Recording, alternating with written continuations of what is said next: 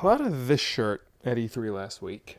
Spider-Man Far From Home comes out in less than 2 weeks. Now, I should probably be making videos about this movie in the lead up to its release, this being YouTube and all that. And I will, but first, I want to talk about an anniversary that's happening this weekend. This Sunday, June 23rd, marks the 30th anniversary of Batman, the Tim Burton directed feature film starring Michael Keaton as the titular Caped Crusader. This movie was, and in some ways still is, a big deal to a lot of people. This was a genre-defining and a generation-defining experience. Hell, for a lot of people, when they think of Batman, they think of Michael Keaton. But it has been 30 years. A lot can change in that time frame. Something that first came out back in 1989 might not have aged all that well into 2019. And for everyone who thinks of this movie as the defining Batman experience, there are just as many people who see it as a flawed, bizarre, unfaithful representation of the character and his world. So the question is, after 30 years, is Batman still any good? Well, yes. And no. But mostly yes.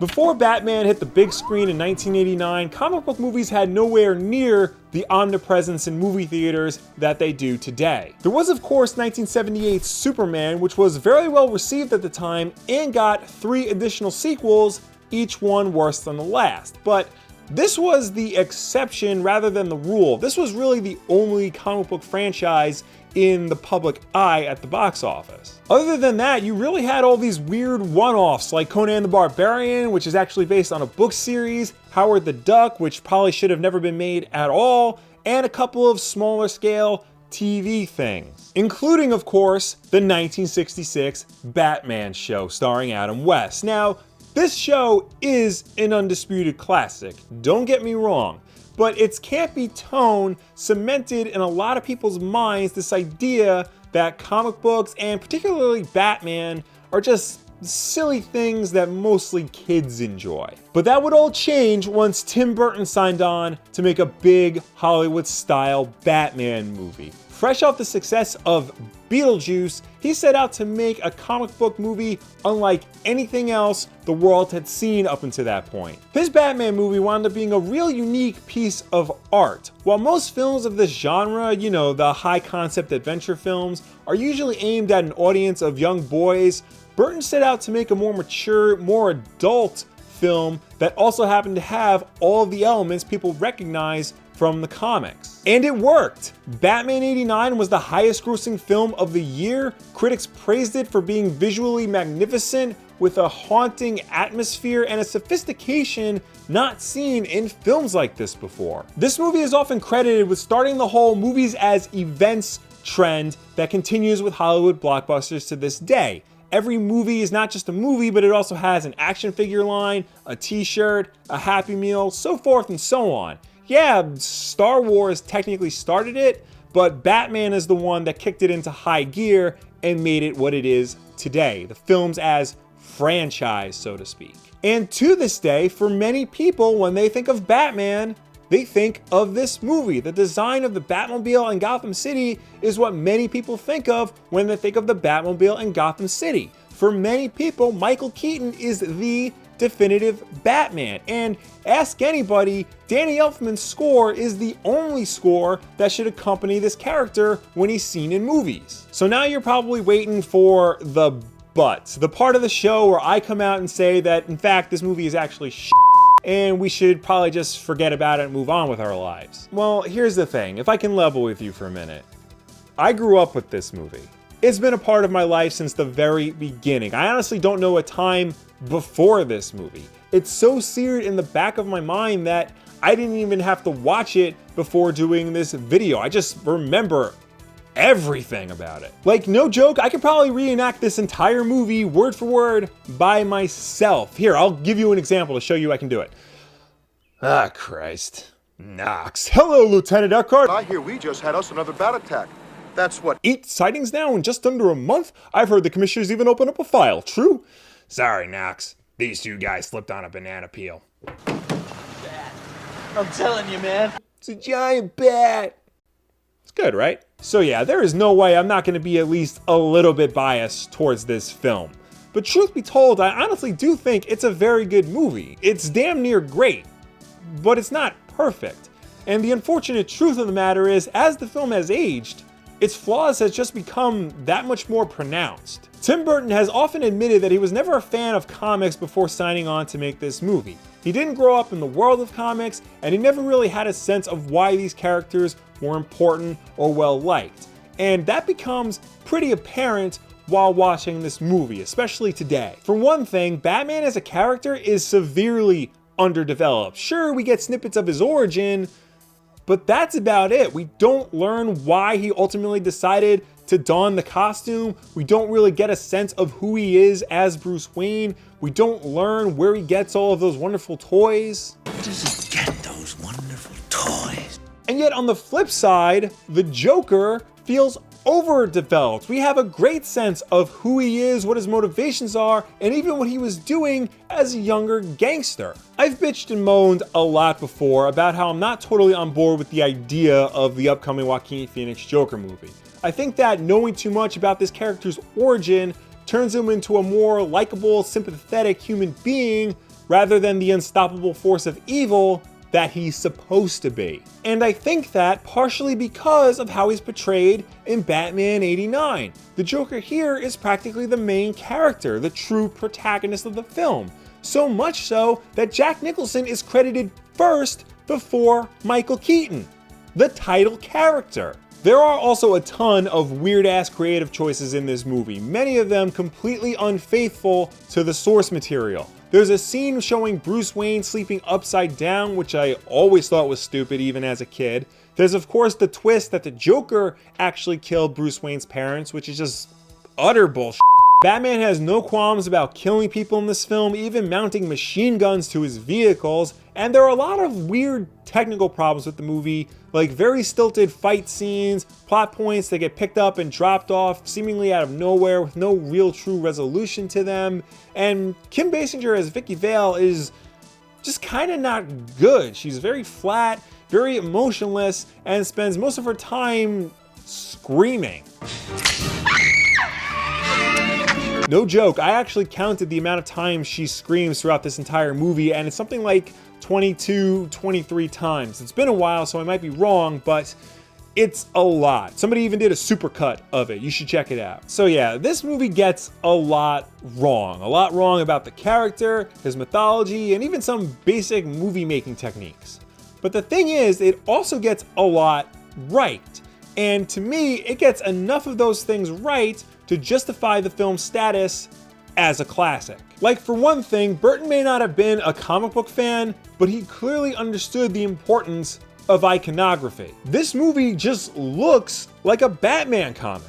The look of Gotham City is still just unlike anything you see in the genre. It feels small by today's standards, it's obviously all shot on a studio backlot, but it works and really makes you feel like Gotham is an urban hell. The Batmobile might just be the best on-screen Batmobile ever. The suit, while yes, it's all black and it's heavy rubber and it's ill-fitting and it doesn't really move all that much, it's still unmistakably Batman. The way this thing is lit and the way Keaton moves in it just screams Dark Knight, even if he can't turn his head. And speaking of Mr. Mom, while his Bruce Wayne might be a little bit too Michael Keaton-y for me, it's still good. It's his Batman that really sells it. His Batman is almost pitch perfect. He's almost all presence, just standing there looking scary and intimidating. He's stone-faced, but not emotionless. He doesn't talk all that much as Batman either, but he uses his silence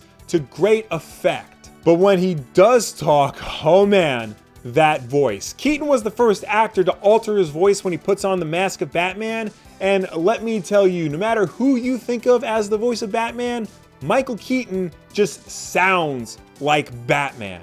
What are you?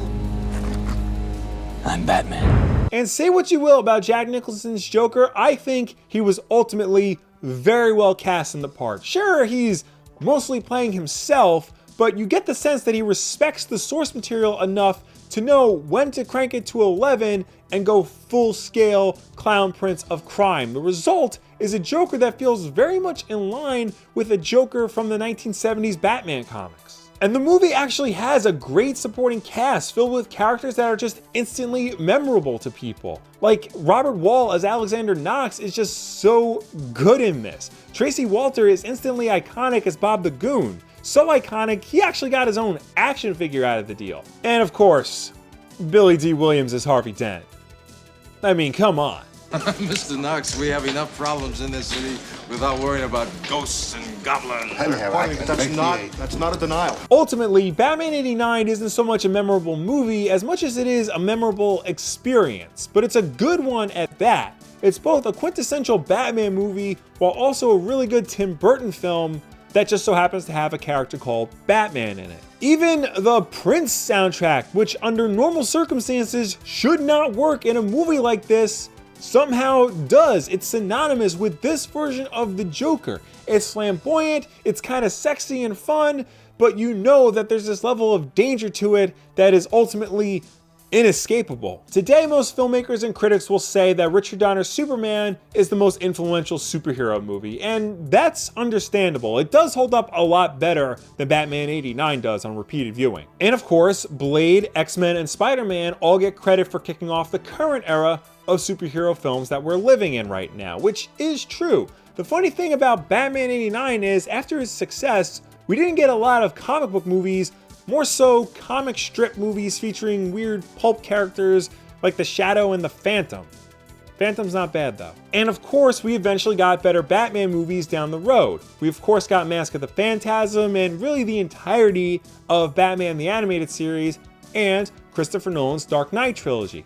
All these things told better stories and really were just better representations of Batman overall. But Batman '89 did a lot to push the character and the genre forward. I talk a lot on this channel about how I think comic book adaptations need to take their properties seriously. Now, I don't think that means they need to make grimdark slogs out of everything, but they should be able to respect the source material enough to not feel embarrassed by the more comic booky elements of it. And as unfaithful as Batman is, it ultimately does take its source material seriously. Sometimes a bit too seriously, but it works here. Much like The Dark Knight Returns, it showed people that comics can be more than just simple adventure stories. They can be gritty noir stories, they can be incredible art pieces, they can be strange political commentaries. The possibilities are endless. Batman '89 is not the best superhero film. It's not even the best Batman film. Both of those honors go to The Dark Knight.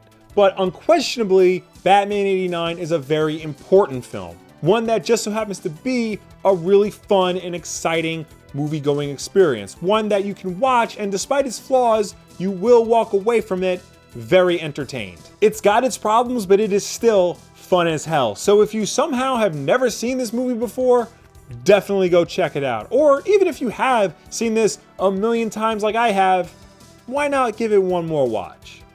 For old time's sake. But ultimately, what do you think about Batman 1989? Do you think it's one of the best comic book movies of all time, or even one of the best Batman movies of all time? Or do you think it's overrated Gen X trash? Let me know down below or anywhere on the internet. I will have Amazon affiliate links in the description if you feel the urge to go out and buy this movie. There will be links to it on Blu-ray, 4K Blu-ray, and Amazon digital download. Of course, using those links does go a long way to help support this channel. Or you could just watch it on the DC Universe streaming service. I mean, that doesn't help support this channel, but I get it. Convenience is important. I'm not going to begrudge you if you do that. But it's not streaming at 4K over there, and they did just release a pretty sweet 4K Blu-ray, so...